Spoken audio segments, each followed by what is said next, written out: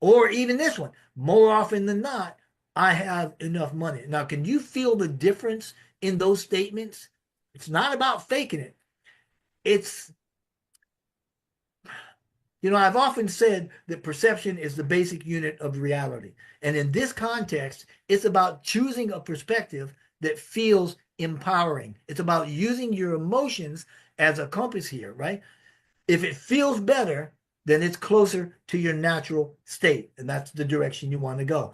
Moving up, and when you're here, right? When you change whatever that belief is, and you change that statement around so it feels better, that moves us into step 4, right, where we act on it. Now, this is a biggie, biggie, biggie. We've often talked about actions, and it means that we follow our highest excitement, our passion. Now, I will drill that in there if I can, right? The one, we follow the one thing at that moment that makes us feel the best in that moment. Which one is it? Just grab it and go. It means if you reframe the belief, you take that one small action that matches the new frequency, that matches the new belief. For instance, if you want to be creative, take 5 minutes and start doodling with a couple colored pens, right? If you want abundance, then look at where you have a success or a win or have seen abundance, right? And celebrate that.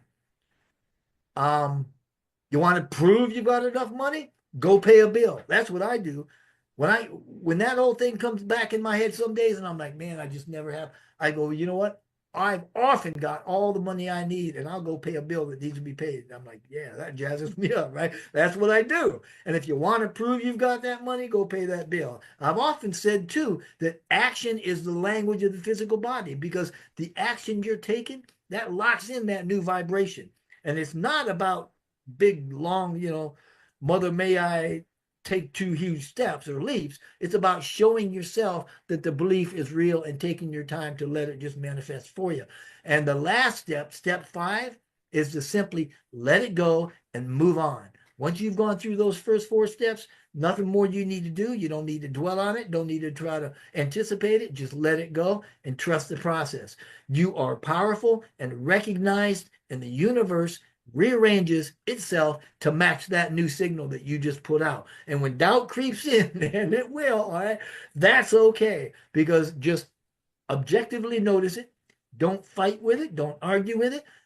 Notice it's there. That gives it validation. And then let it go and pivot back to the excitement and do the things that at that moment make you feel the best. So I know I've been going 100 miles a minute. Here's the takeaway, right? Our belief system isn't our boss, it's our tool. We're the creators, the directors of our realities, and the limiting beliefs only have power until we see through them. So the core message in all of this is that we're infinite, and our natural state is joy, abundance, and freedom.